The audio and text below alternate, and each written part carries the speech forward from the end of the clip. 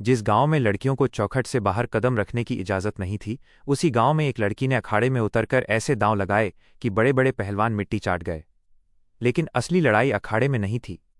असली लड़ाई थी उस ठरकी जमींदार से जो गरीबों की मजबूरी खरीदता था और लड़कियों की इज्जत को खिलौना समझता था।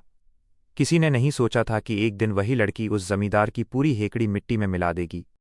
उत्तर प्रदेश के छोटे से गांव रामपुरवा में हर तरफ खेत, बाग और मिट्टी की खुशबू फैली रहती थी, लेकिन उस गांव के लोगों के दिल में डर भी बसता था। डर था गांव के सबसे बड़े जमींदार भानु प्रताप सिंह का।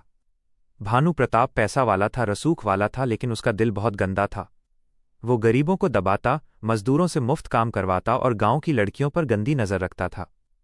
लोग सामने मालिक मालिक कहते, लेकिन पीठ पीछे उसे ठरकी जमींदार बोलते थे। गांव में एक गरीब किसान रहता था, राम खेलावन। उसकी एक बेटी थी, गौरी। गौरी बाकी लड़कियों जैसी नहीं थी। उसे गुड़िया खेलना पसंद नहीं था। उसे पसंद था मिट्टी में कुश्ती लड़ना। जब गांव की लड़कियां चूल्हा सीखती थीं, तब गौरी अखाड़े में लड़कों को पटकना सीख रही थी। उसकी माँ अक्सर कहती, बिटिया लड़की जात होकर ये सब अच्छा नहीं लगता। लेकिन गौरी मुस्कुराकर कहती, अम्मा लड़की कमज़ोर नहीं होती, बस उसे कमज़ोर बना दिया जाता है। उसकी बात सुनकर माँ चुप हो जाती। गौरी बचपन से पहलवान बनना चाहती थी, लेकिन गांव वाले उसका मजाक उड़ाते।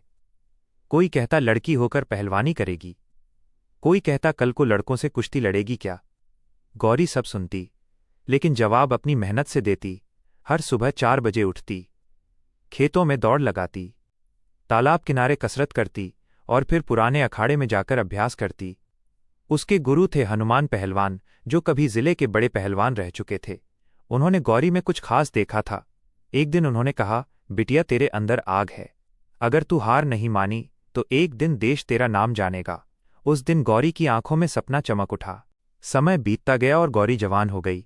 उसकी खूबसूरती और ताकत दोनों गांव में चर्चा का विषय बन गईं। एक दिन भानु प्रताप की नज़र उस पर पड़ी। गौरी अखाड़े में कुश्ती लड़ रही थी। उसने एक लड़के को ऐसा दांव लगाया कि पूरा अखाड़ा तालियों से गूंज उठा। भानु प्रताप उसे घूरते हुए बोला, ये लड़की नहीं, आग है। उसके आदमी ने कहा, मालिक गरीब की बेटी है। भानु प्रताप हंसते हुए बोला, गरीबी सबसे बड़ी मजबूरी होती है। उसी दिन से उसकी नज़र गौरी पर टिक गई। कुछ महीनों बाद गांव में सूखा पड़ गया। राम खेलावन पर कर्ज बढ़ गया। मजबूर होकर वो भानु प्रताप के पास मदद मांगने गया। भानु प्रताप ने नकली हमदर्दी दिखाते हुए कहा, पैसे मिल जाएंगे, बस बदले में गौरी को हवेली पर काम करने भेज देना। राम खेलावन समझ गया कि उसकी नीयत खराब है। वो हाथ जोड़कर बोला, मालिक गरीब हैं लेकिन इज्जतदार हैं। भानु प्रताप गुस्से में बोला, फिर कर्ज भी चुका देना। राम खेलावन रोता हुआ घर लौट आया। जब गौरी को सच्चाई पता चली तो उसकी आंखों में आग भर गई। वो बोली, बाबूजी अब डरना बंद करिए। जिस दिन गरीब डरना छोड़ देगा उसी दिन अमीर की हेकड़ी टूट जाएगी।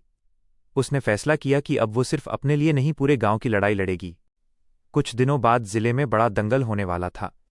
इनाम था 1 लाख रुपए। गौरी ने अपना नाम लिखवा दिया। पूरा गांव हंसने लगा। लोग कहने लगे, लड़की लड़कों से कुश्ती लड़ेगी। लेकिन गौरी के चेहरे पर डर नहीं था। दंगल शुरू हुआ। पहला मुकाबला गौरी जीत गई, दूसरा मुकाबला भी जीत गई, तीसरे में भी उसने सामने वाले पहलवान को मिट्टी चटा दी। लोग हैरान रह गए। आखिर में उसका मुकाबला जिले के सबसे बड़े पहलवान शेरा से हुआ। शेरा बहुत ताकतवर था। उसने गौरी को कमज़ोर समझा, लेकिन जैसे ही मुकाबला शुरू हुआ, गौरी ने बिजली की तरह दांव लगाया और शेरा धड़ाम से मिट्टी में गिर पड़ा। पूरा मैदान तालियों से गूंज उठा। लोग जोर जोर से चिल्लाने लगे, गौरी गौरी। उस दिन पहली बार गांव वालों ने एक लड़की की जीत पर गर्व महसूस किया। लेकिन भानु प्रताप ये सब देखकर जल रहा था। उसे बर्दाश्त नहीं हो रहा था कि एक गरीब लड़की गांव की हीरो बन जाए।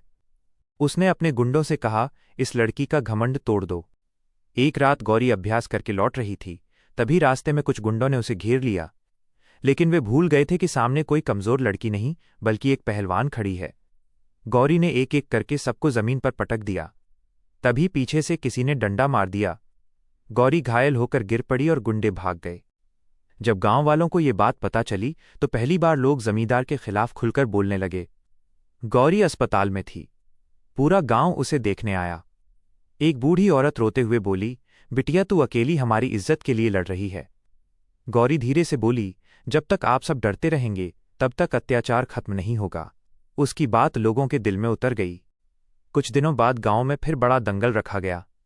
इस बार भानु प्रताप ने शहर के खतरनाक पहलवान रॉकी को बुलाया।